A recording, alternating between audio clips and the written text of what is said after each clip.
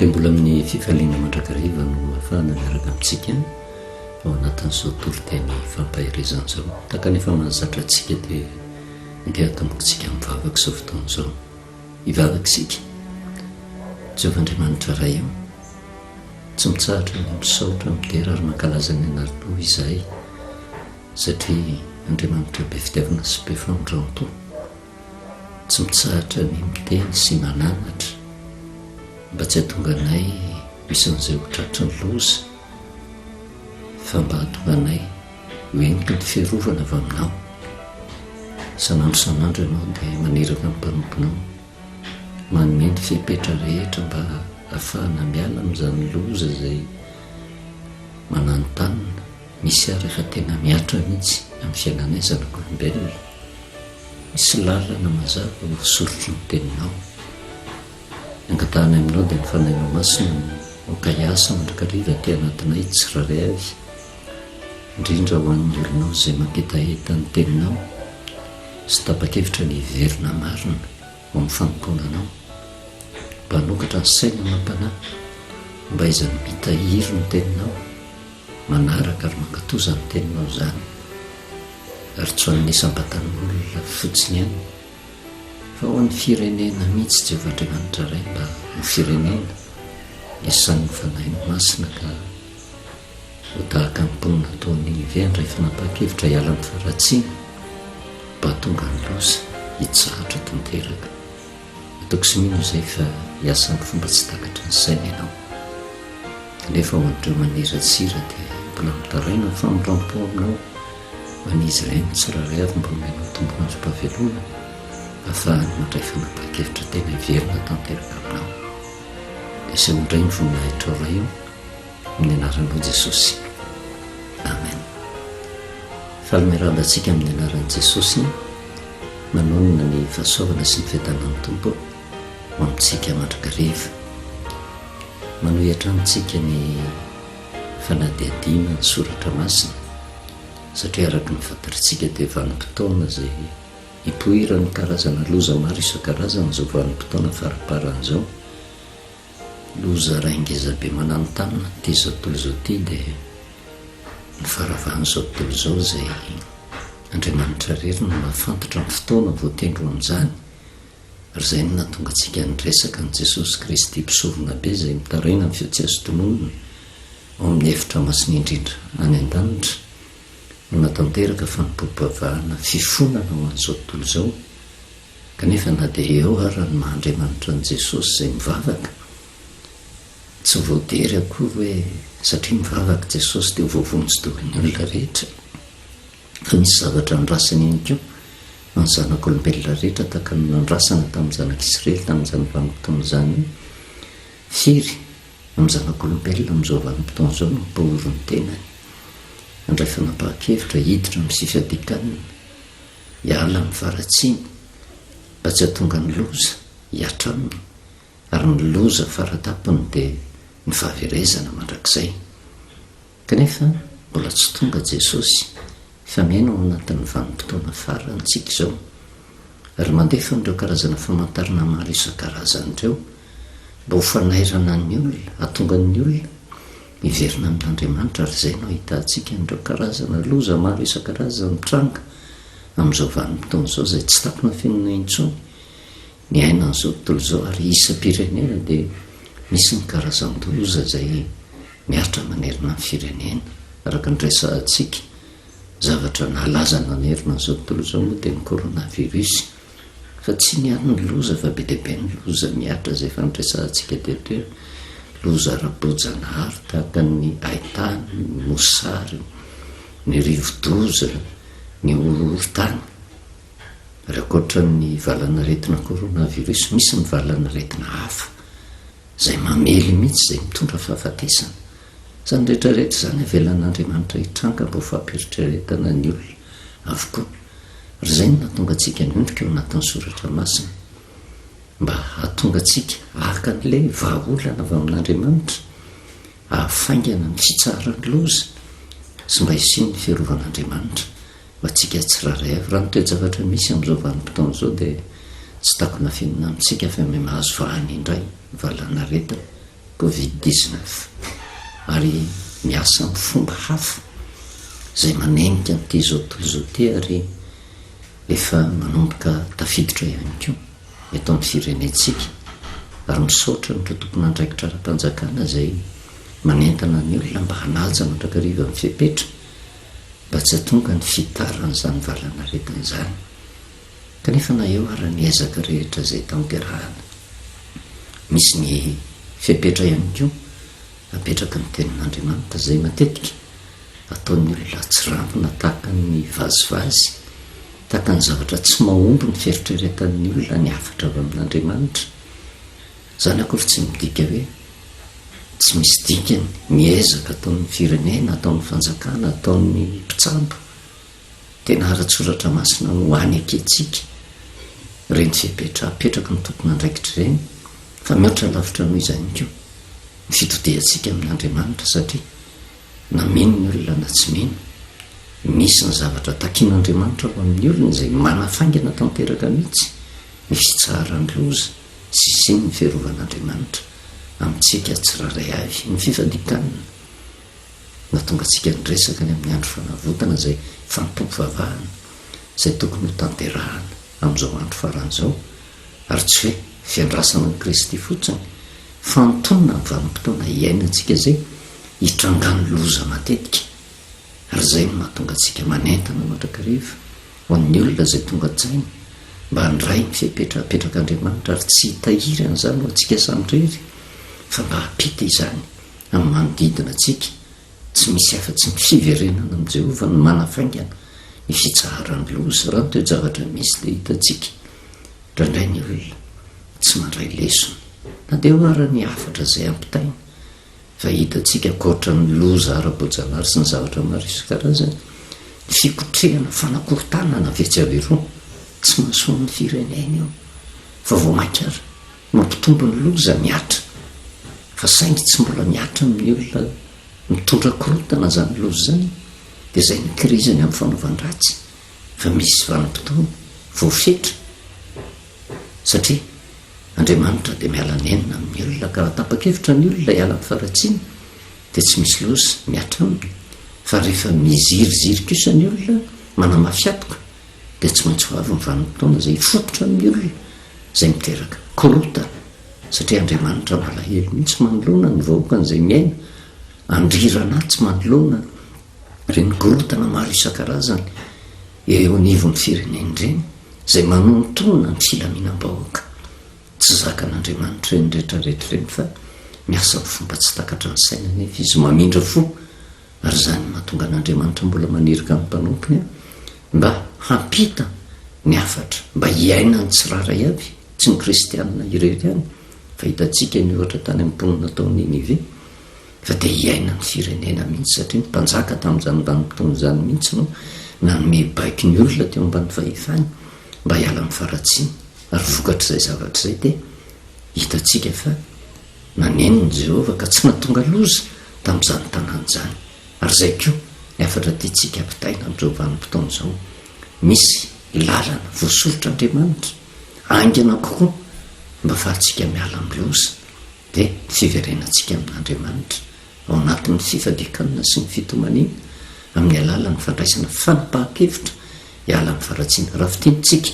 amin'ny teny tsotra ny fifadikanana hitantsika natao Ninive na tamin'ny andron'ny Mosesy dia zao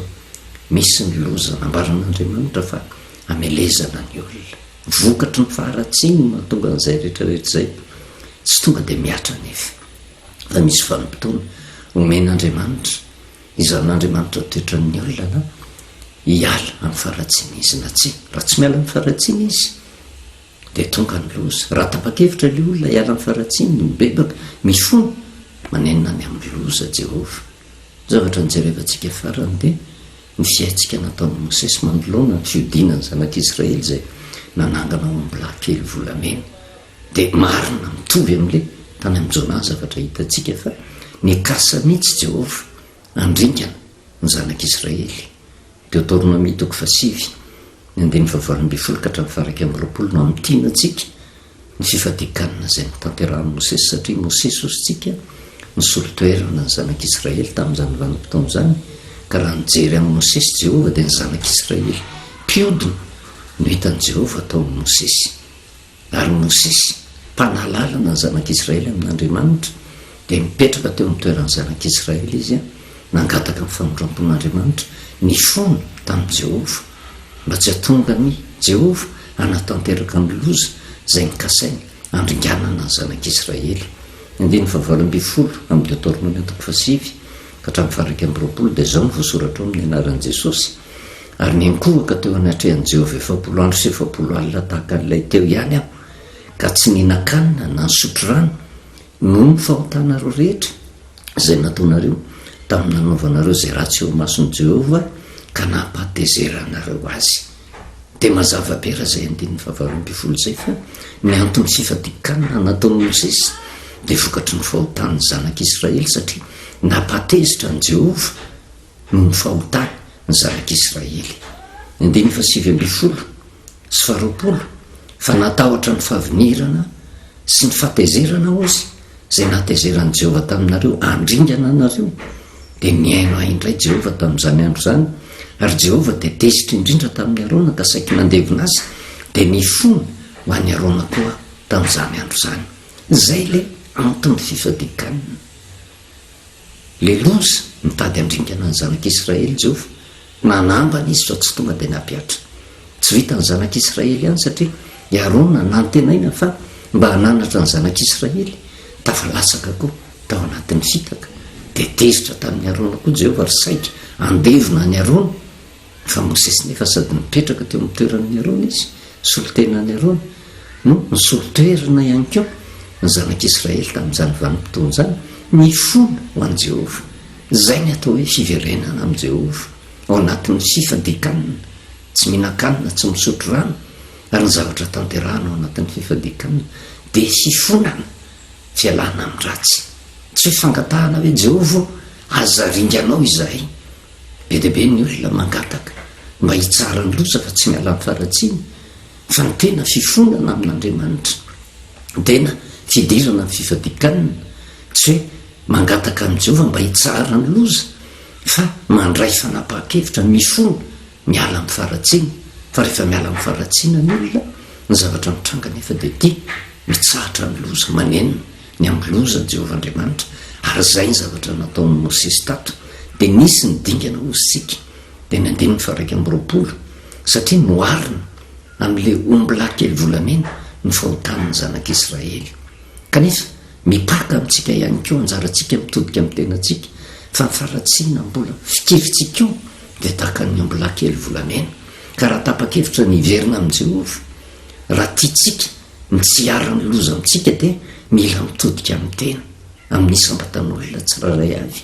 Reto dia manao antso mihitsy indrindra ho amin'ireo tompon'andraikitra hiverina fa ray aman-dreny eo amin'ny firenena izay mikotrika korotana mitady hanonga-panjakana hitondra tsy filaminana eto amin'ity firenena ity, saingy tsy mbola mamely Jehova. Dia miziriziry amin'izany ny hoe fa tena mitaraina mihitsy, tsy mahasoa ny firenena izany. Aza ny fitiavan-tena no jereva, fa jerevo ny vahoaka malagasy izay tena miaina ao anatin'ny fahantrana, ao anatin'ny fitaintainana tanteraka, vokatry ny ataon'ny sasatsasany amin'izay hoe verina fa ray aman-dreny mpitantana natonga ny loza. Aza mieritreritra hoe itoe-javatra mitranga, mosary, haitany, indraindray ary raha mirotsaka ny ranon'orana vao mainka miteraka fandravana maro isan-karazany, ny avandra, ny aretina izay manomboka miely io, mamely Jehova. Ary vokatry ny ataontsika izay heverina fa ray aman-dreny tsy tafaverina amin'i Jehova dia manjary mitondra faisana ihany koa ny vahoaka eo ambanin'ny fahefantsika dia mitodika amintsika. Satria ny tenin'Andriamanitra tsy hoe ho an'ny sarababen'ny olona fotsiny fa hatramin'ny tompon'andraikitra faratapiny ka hatramin'ny madinika indrindra dia hivantana ny tenin'Andriamanitra. Ka raha mbola misy fitiavantsika amin'ny firenena, misy ny fitiavantsika ny vahoaka malagasy, aza dia tia tena fa dia jerevo ireo valalabe, ireo valalabe mandry, ireo vahoaka an'Andriamanitra, ireo olona efa mitaintaina vokatry ny toe-javatra misy, mba hajerevo izy ireny aza tia tena. Fa mifandraisantsika fanapahan-kevitra ampitsahatra ny fisainandratsy rehetra hitondra korotana dia mampitsahatra ihany koa loza zay kasain'andriamanitra amelezana amin'ny firenena ary zany rehetrarehetra zany afatra avy amin'andriamanitra zany tsy araky nieritreretintsika hoe marina fa misy ezaka tena mahavariana nge tena miezaka manao ny ainitso zavatra mihitsy ny fanjakany mba hitondrana vaolana eto amin'ny firenena fa saingy betsaka ny mpamingana eo anatrehan'izany rehetrarehetra zany ka raha misy toe-javatra mitranga zavatra tena manahirana nge tonga ny coronavirus ny fanjakana ny menatsiny amin'izany tonga ny cyclone ohatrany hoe ny fanjakana no mahatonga n'le cyclone tonga ny mosary sy ny aitany ohatrany hoe fanjakana no mahatonga n'izany rehetrarehetra zany fa tsisy mahatonga saina mihitsy hoe vokatry ny fisainandratsy anana ny tsiraray avy mahatonga n'izany toe-javatra mitranga zany ary andriamanitra afaka miditra ntsehatra amin'ny fomba rehetra amin'ny fomba mahagaga tsy takatra ny fisaina ampitsahatra nan'izany rehetrarehetra zany raha samy tonga saina ny olona kanefa na izanyna tsy zany misy fotoana voatendrin'andriamanitra ihany nge voafetra omeny ny olona tsiraray avy ka rehefa tena tsy hitan'andriamanitra tsony zay atao tsy hoe miaraka oringanao daholo na ny marina na ny meloka fa ny zavatra tsy maintsy hitranga am'izay vanim-potoan'izay le olona manamafiatoka mafimafy tokoa ny zavatra hiatraminy ary hitantsika moa fa hijeritsika tantara anankiray aorinan'ny mosesy zay tahtsika karazana fifadikanina anankitelo ny anankaroa tsy izy ary ny anankaroa tena izy vokatry ny ataon'ny olona anankiray kanefa nisy fiatraikany tamin'ny vady aman-janany sy ny taranany rehetrarehetra ny zavatra nataony satria tsy nijery lavitra vokatry ny fitiavatenany na tonga ny faratsiny ka na de efa tonga ary ny anatra nataon'i Jehova de zao niziriziry tamin'izany anika nisy ny loza fa nomanin'andriamanitra tso azy rery any fa nomaniny ho an'ny vadiny nomaniny ho an'ny zanany ary zay angamba nondrasan'ny olona satria io zavatra tsy mety ataontsika tsiraray avy io tsy hoe rehefa tena tofoka andriamanitra de hoe ianao rery no tratrany io fa tena ho tratrany io ihany keo hatramin'ny vady aman-janaka ao sy ny taranaka faramandimbinao raha tsy mijery an'izany ianao raha tia teny ianao tsy vita amin'ny ny firenena fotsiny fa manomboka ho amin'ny ankonanao no hiara-ny fahatezeran'andriamanitra ny andiny faraky ambyroapolo io le lazaintsika hoe dingana tokony ho tanterahany ao anatin'ny fifadikanina no raisiko ny fahotanareo le fahotana zany mireto le ombilay kely zany hoe natao mivandravandra mba ho azotsika tsara hoe ny zavatra tanterahana ao anatin'ny fifadikanina zany de zao tahakany hoe io le fahotana tena hoentina mihitsy eo anatrehan'i Jehova tena fantatra mihitsy eto moa de ombilay kely volamena ny tandindo ny fahotana ny zanak'Israely no raisiko ozy ny fahotanareo de le ombilay kely zay nataonareo de misy dingana maromaro nodorako tamin'ny afo de nitorotoroko sy notsa mitsaniko mandrapatonga ny madinika toy ny vovoka ary ny vovony de nariko teo amin'renirano zay midina avy amin'ny tendrombohitra zany hoe tena ahasehoan'ny Mosesy mihitsy fa tsy mora miady amin'ny faratsiny matetika ny olona manana finoana pokaty zay hoe mivavaka fotsiny de afaka amin'ny faratsiny fa misy ezaka takina amin'ny olona anankiray ary rehefa tena tsy resinao ny faratsiny de mila miditra ny fifadikanina ianao ao anatin'izay rehefa takatra ao ny zava-panahy tsy ndray mandeha misy ny fahalemena nke afaka vetivety fa misy ny faratsiny raiky tapisako ao anatin'ny olona ka raha tsy tena misy fanolora-tena tanteraka ao anatin'ny olona misy ezaka mafy tanterahany mangataka ny fanampian'andriamanitra mba hafahany amin'izany de misy dingana maromaro mandray ohatra fotsiny ao ohatra fahafy ty hoe mitaraina matsapa tena ny olona anankiray fa tena nisotrotaoka zay ny fahalemena mianjady aminy tapa-kevitra izy fa hiala mitaoka tsapany mihitsy ny vokatratsy ny toka de niditra ny fifadikanina izy ao anatin'ny fifadikanina zay le tena fitarainana amin'andriamanitra mba hananana hery hoentina miady amin'ny faratsiny mivavaka tamin'andriamanitra pio ho afaka amin'ity tokoty ary fantany tsara ny loza mety hitranga aminy ny aretina mety anaraka eo kanefa mety ho faty ao anatin'izany fisotrony zany de fahaverezana no vokany de zao miditra ao anatin'ny fifadikanina izy ary ny fifadikanina tsy vitany hoe mampitsahatra fotsiny ny sakafo tsy hohanina fa miaraka amin'izay fifadikanina zay mampitsahatra koa ny toka tsy hosotrony mety vitany amin'iny kanefa mandeha kely ny andro sy ny fotoana de tafaverina raha ataoko hoe raha isan'andro isan'andro izy ataoko hoe miaraka amin'ny olona mahalany 2 litra isan'andro isan'andro rehefa misy ny ady zay nataony de mety hoe ray litra ao anatin'ny herinandro hoe efa tsara zay fa za tsy miteny hoe tena zay tanjonakendreny fa tsy isan'andro tsony fa mety isan-kerinandro izy vao malany ray litra zay le hoe nompotehako ary momotsamotsamiko kanefa mbola tavela na de miaina ary mitoka zay na de miditra mfifadikanina foana hoe ahoana ny fomba namotsamotsanako an'ity Jehova de zao mety tena hoe ray litra isaky ny ray volana sisa tsy mbola afaka tanteraka zany hoe mbola misy potipotiny mbola misy vovobovony ao anatin'izay rehetrarehetra zay de miditra foana ao anatin'ny fifadikanina mampahoroteny mandray fanapaha-kevitra hiala ny faratsiana inona nataoko Jehova afahako amin'ity ampio ah mandra-pahatonga azy ho lasa vovoka kahariana tanteraka de rehefa tena misy fikirizana ny olona ary zay le resantsika hoe tsy tendrena akory hoe anga ao anatin'ny 3 andro ny fahadianana am'izay fa tena mandra-paharesinao ny faratsiana zay miatra aminao midiranao anatin'ny fifadikanina mandra-patatonga n'le izy ho lasa vovoka ka nariana araka ny tenen'ny Mosesy hoe nariko teo amin'ireny rano zay midina avy any amin'ny tendromondra zany hoe ho afaka tanteraka am'izay le fahotany zay ny dingan'ny fifadikanina indraindray tsy resinao amin'le indray mandeha de zao azakivy tena alao mitalao mandrakariva amin'Andriamanitra fa zay anao le mitalao amin'Andriamanitra zay mahatsapa na de mbola misy rambondrambo-pahotana rambondrambo-paratsiana ao aminao aza mialana mihitsy raha tsy tena miditra antsehatr'Andriamanitra anafaka tanteraka aminao mba tsy ho lasa toetra anao tsony le faratsiana rehefa afaka tanteraka ianao de miady indray inona indray ny zavatra manaraka satria tsy afabela ny zanak'olombelona fa mitoetra ao anatin'ny ota mandrakariva de zay le dingan'ny fifadikanina fifonana zany hoe ady atrehana manoloana ny fahotana zay malaky mahazo ka raha sarotsarotra de zao mila fikirizana tsy avela isy ho tavela na de kely fotsiny aza tsy hoe ankasarahany sotro toka ray litra androany de efa mba tena mibota kely sisa fa mitanjonakendrena de zao ny ahafahanao tanteraka tsy kasika n'zany toka zany tsony ohatra zay ny raisiko zay fa tsika ny mahafantatra hoe inona daholo ny faratsiana ao anatytsika ohatra fotsiny mandray ohatra tsy takona fiainana fa zavatra hitantaratra misy karazany olona indrindra hitatsika eo mifanaovana politika zany tsy manatsaina fa tsy ny anohatra sy anakorotana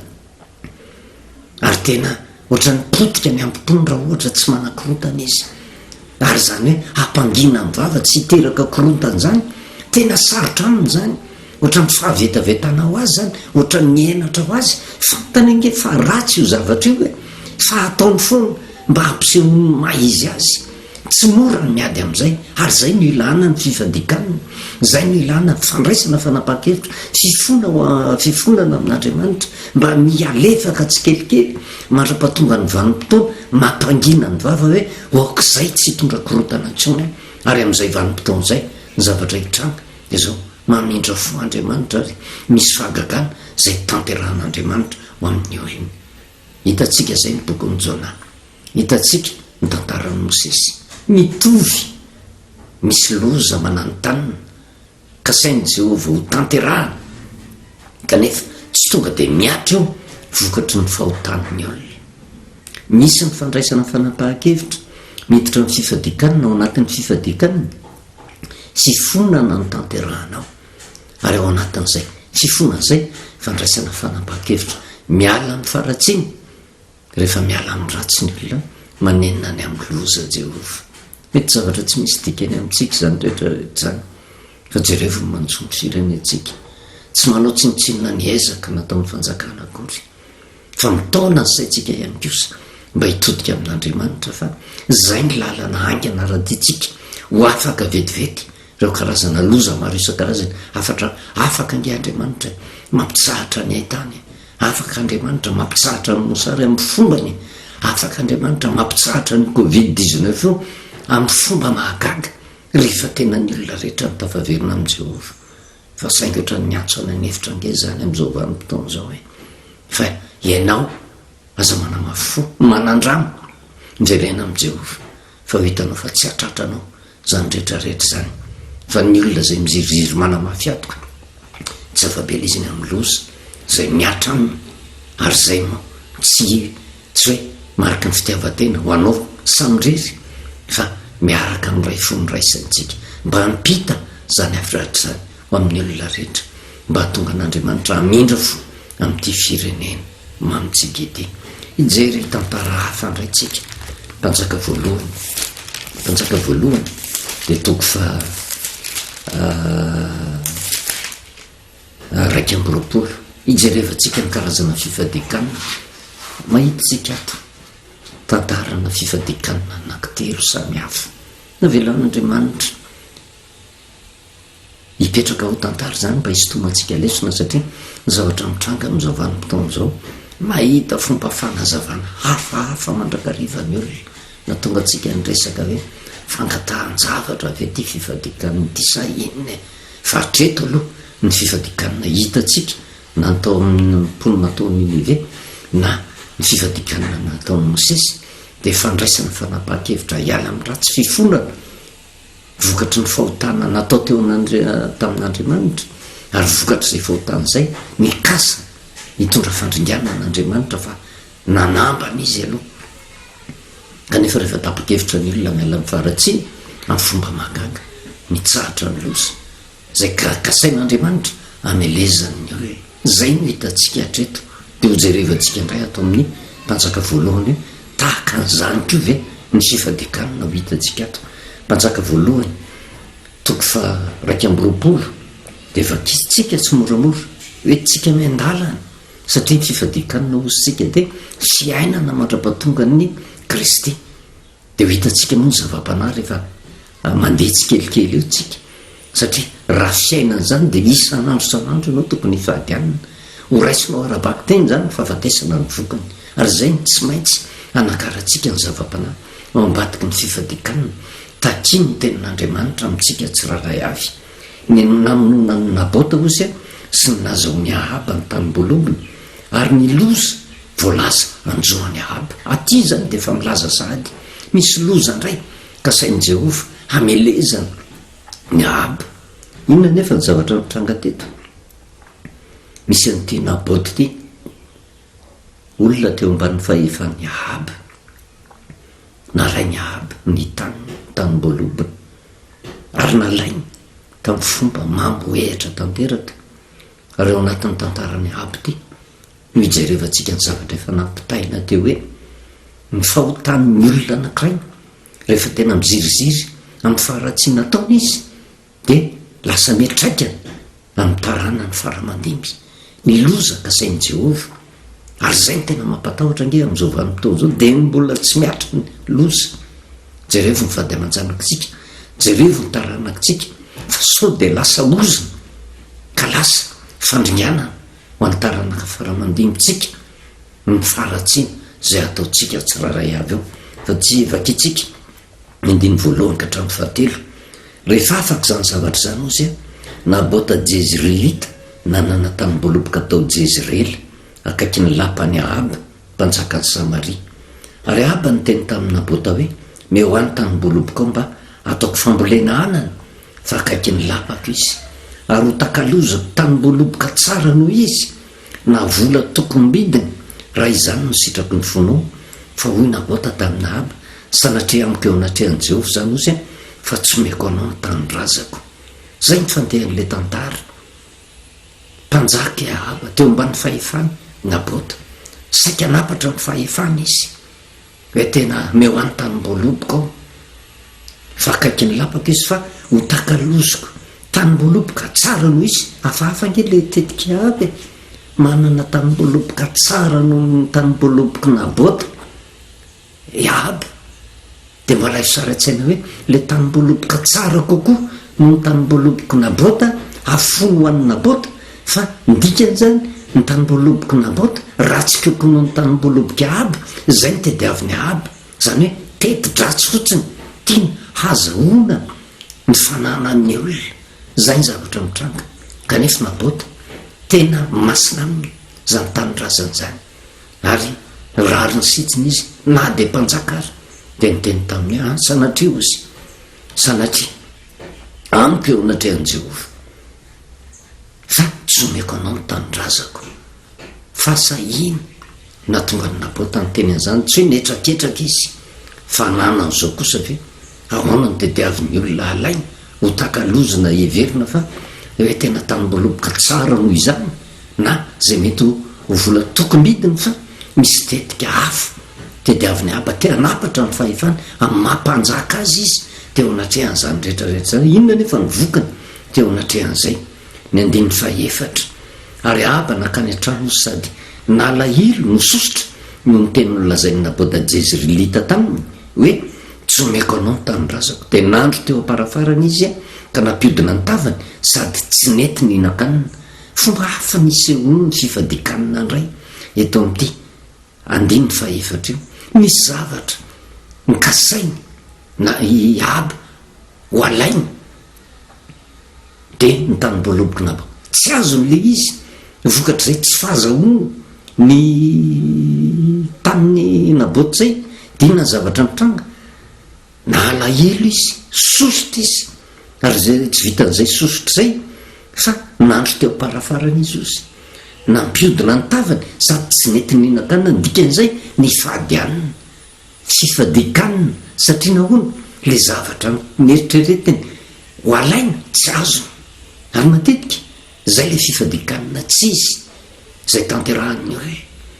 fikatsahana zavatra anankiray mampangetaetan'ny olona ary raha tsy azony zay de zao niditra amin'ny fifadikanina izy io no mahatonga ny olona hoe tena fifadikanina fangatahan-javatra ary zay nahasosotra ny aba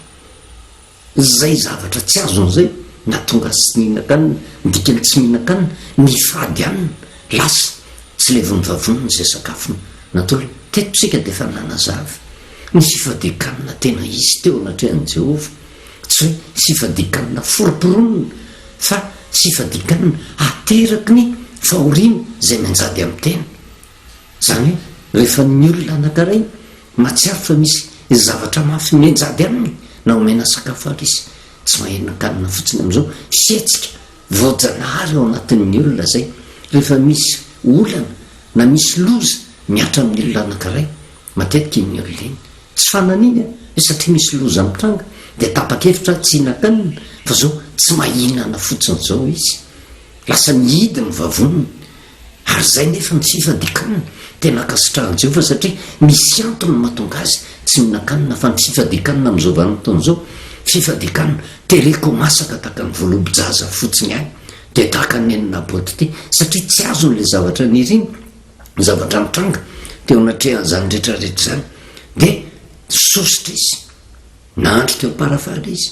tsy nihinan-kanina izy ndikany ny fady anina reo anatin'izay fifadikanina zay rehefa tena idirin'ny lalina nge ny soratra masiny de tonga ao daholy nitetika rehetra ahoana ny fomba ataoko azahoako an'io tanymboaloboky na body io hitady ny fomba rehetrarehetra izy ao anatin'izay ary zay kio no atao rehefa tena miditra amin'ny fifadikanina diso ianao manjary mamoriporina zavatra maro isan-karazany ary mampahorotena amin'ny zavatra tsy misy dikany ahoana ny fomba ataoko mba azahoako an'ity zavatra ty ary matetika nefa de zavatra tsy araka ny sitrapon'Andriamanitra ohatrany hoe le fifadikanina ataon'ny olona de fifadikanina fanerenan'i Jehova hoe tena ianao Jehova raha tsy omenao aty de mitonga akanina fifadikanina tsy izy zany rehetrarehetra zany tsy asesika le toe-javatra mitranga fa fanirin-javatra mahatonga zay rehetrarehetra zay ary ty fifadikanina nataony aba eto ty amin'ny andiny faefatra ty ary aba nakany an-trano sady nalahelo ny sosotra no ny teny nolazainy nabota jezrilita taminy izy tsy omeko anao ny tanydrasako nandro teo aparafarana izy nampiodina ny tavany sady tsy nety mihinan-kanina fifadikanina ositsika fifadikanina diso io kanefa naizanina tsy zany na diso ary ny fifadikanina matetika nke be debe ny olona ohatra ny mahita tombontsoa ankazahako ny fahadianina kanefa nahazo an'ity ihany ahorony olona amin'ny zavatra azo ny famarinina ny fifadikanina diso ananany rehefa diso ny fifadikanina ataon'ny olona de zao tsy voatery ho famarina ny tenin'Andriamanitra fa miditra ntsehatra koa satana eo anatrehan' zay rehetrarehetra zay ohatrany hoe lasa le fifadikanina ataon'ny olona anankiray manjary tena azahoany tokoa le zavatra iriny ary tsy azo refesina am'izay ny fifadikanina tena izy hoe satria azoko ny zavatra niriko de ny fifadikanina nataoko nazaoko aniny fa avaiza le valimbavaka ny raisiko avy amin'Andriamanitra ny olona tsy te anontany an'izay de ho hitantsika ny hoe misy vokany ne fifadikana diso nataony aby io inona ny zavatra mitranga raha ty aby ty raha ny tena marina nge de zao mpanjakan'ny Israely izy ary raha ny lalàny Jehova de tsy sitraky Jehova mihitsy ny anambadininy Israely sy renena Jedilisa so saingy tafalatsaka tao anatin'ny fakapana i Ahab de zao ny vadiny zay tena nakamaminy teny de Jezebel tena vehivavy Jedilisa anankiray sady vehivavy mpanompo sampy zany hoe tena tsy te halala mihitsy zany hoe famarina ny tenin'Andriamanitra any ary mitoetra n'ity Jezebel ty de tena mpanenjika ny mpaminan'ny Jehova ary tsy makasitraka ny fivavahana am' Jehova fa sady lehibe an'ny mpisorona ty Jezebel ty kanefa de isan'ny vehivavy faran'izay tsara tarehy zay tena nalatsaka tanteraka ny Ahab ka nalay ny vady ary raha ny tantara ao anatin'ny soratra masina nyjerevantsika de saika netiny Jezebel tamin'ny sangany mandrakariva Ahab tsy navelany iverina ao amin'ny famarinany fa tena nampanekeny ny zavatra diso rehetrarehetra zay ny fotorany de inona ny zavatra mitranga ny 9:5 ary Jezebel avaty nozy nankeo aminy ka nanao taminy hoe ahoana no mampasosotra anao toy izao no tsy mety ho makaniny ianao de hoy izy taminy satria niteny tamin'ny Nabota Jezreelita ka nanao taminy hoe mehoany tanymboaloboka ao vidiko vola na ho takalozako tanymboaloboka hafa raha izany no sitrako ny fonao fa izy namaly hoe tsy omeko anao ny tanymboaloboka zany hoe tsy afaka atao amponiny Ahaba mihitsy le fanirian-dratsy tao anatiny fa metoy ny fifadikanana nataony tsy mba niafakafina fa tena nasehoana ny Jezebela mihitsy hoe misy zavatra mampisavoritaka ny sainy sy ny lohany de nanontany Jezebela fa inona no mahatonga anao tsy mihinan-kanina raha adika fa inona ny anton'ny fifadikanana nataonao de mazava ny teny satria tsy azoko ny tanymboaloboka Nabota tsy nomeny aho ary zay ny tena mahasosotra ary zay ny anton'ny fifadikanana zay tanterahako satria ao anatin'izay mbola manantena ihany Ahab ahazo an'io tanymboaloboka Nabota io ary zay le ataotsika hoe nadiso raha ny fifadikanana miditra anjehatra foana ny devoly tena manatanteraka le faniritsika mba tena ho tanteraka mba atonga tsika iaiky tanteraka fa ny fifadikanana nataotsika no nazahotsika tena mety ho marina zany fa tsy avy amin'ny Jehova kanefa tsy hitondra soa ho atsika rehefa diso ny fifadikanana tanterahantsika fa vao mainky hitondra loza ho atsika hitan'ny Jezebel zany nanontaniana hoe io Ahaba mbola mitoy ihany ao anatin'ny fifadikanana nataony mbola sorena ihany satria tsy azo ny zavatra zay ny tanterahany ary indraindray mampieritreritra zany tantara zany eo anatrehany fampotsika an'Andriamanitra satria miditra amin'ny fifadikanantsika ary tsy avelatsika raha tsy azo le zavatra iritsika matetika ohatrany tery vaina tamin'Andriamanitra manana ny toetrany Ahaba sorena tamin'Andriamanitra tena tsy amelako ianao Jehova tezitra aminao mihitsy aho zao tsy hitanao ve zao fampahoritena ataoko zao fa maninona ny tsomenao azy any ary eto Jezebela de tanditony ny eraky Satana zay amaly vavaka any Ahaba manoloana ny fifadikanana tsy izy zay tanterahany mbola tsy mitranga ny loza eto ny zavatra hitatsika eto de tsisy loza mananotanina kanefa miditra amin'ny fifadikanana ary fifadikanana tsy izositsika satria fifadikanana ny fahasosorana fifadikanana tsy fanjaon-javatra fifadikanana ny faniriny te hanana zavatra hafa tsy araka ny sitrapon'Andriamanitra de io no natonga ny Jezebel nisofoka ka nanontany any Ahaba fa maninona ny sosotra ianao ka tsy mety mihinan-kanina de nilazainy Ahaba azy le fanirina tao anatiny maniry ny tanymboaloboky Nabota fa tsy nomeny aho zany rehetrarehetra zany ajanontsika hatreo mba hoentsika misaitsaina manao any zasy ianao raha miditra amin'ny fifadikanana satria ny fifadikanana hitatsika atreto de zao ny olona miditra amin'ny fifadikanana de misy loza mananotanina azy ary io loza io vokatry ny fiodinany sy ny fahotana ary zay le loza zay natao reny sofon'izay fa hiatra taminy tsy mbola miatra kory fa misy vanimpotoana voafetra omen'andriamanitra azy andraisan'ny fanapaha-kevitra na izy hitoetro ny fanatin'ny faratsiana na izy hiala amin'ny faratsiana ka raha mitoetro anatin'ny faratsiana izy dia tonga le loza raha tapa-kevitra ifona hiala amin'ny faratsiana manenina ny amin'ny loza Jehova eto nefa dia tsisy loza nefa fa dia zao niditra amin'ny fifadikanana fotsiny i Aba ary fantatritsika tsara fa i Aba mahafantatra an' Jehova izy tsy Aba no ampianarintsika n'izany fifadikanana izany fa hitantsika moa mitoy an'ny lesona fa fifadikanana tsy izy aloha ny idirany teto dia hitantsika ny zava-miafina fa sao dia tahaka ny Abatsika ny miditra mampahory ny tenako satria misy zavatra tsy azoko tsy fantatra akory le loza tsy misy fahatsapako tena fa mpiodina amin'Andriamanitra fa maniry fotsiny a tia azo tomobila maniry a tia azo vady maniry a tia azo vola maniry a tia azo asa zay ve mifadiana hanina dia ho hitantsika fa voavaliny soratra masina daholo zany rehetrarehetra zany fa eto lona bota i Aba dia zao naniry azo ny tanim-boloko Jehova no natonga azy niditra tany amin'ny fifadikanana inona zavatra mitranga manaraka toy izy atsika mba hisotoana atsika lesona mba tonga atsika andinika ny tenantsika hoe manao ahoana ny fiverenako amin'i Jehova nanaona ny fifadikanana zay ataoko mifanaraka amin'ny soratra masina ve sa tsy voninahitro an'Andriamanitra rery ihany vavakitsika Jehova Andriamanitra ray eo dia misaotra anao izahay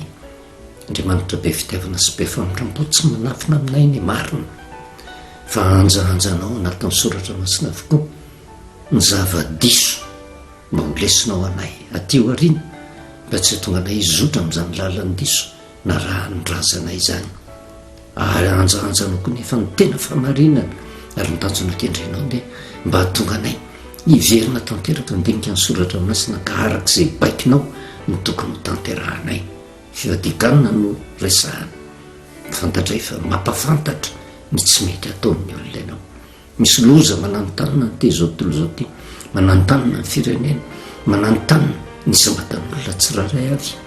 angatahanay moa dia ny fanaina masina anokatra amin'ny masom-pananay mba hahafantaranay ny tsy mety ataonay andraisana fanapaha-kevitra tanteraka hiala amin'izany ao anatin'ny fifadikanana sy ny fitomaniana mba hitsara ny loza tsy hiatra aminay dia matoko sy mino izay fa Andriamanitra be famindram-po ianao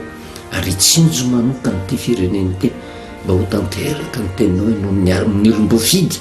dia no afoizinao izany loza izany dia misaotra indrindra ray ny anaranao Jesosy amen. Manao veloma antsika amin'ny anaran'i Jesosy manao ny fahasoavana sy ny fahitana ny tompo amintsika mandrakariva.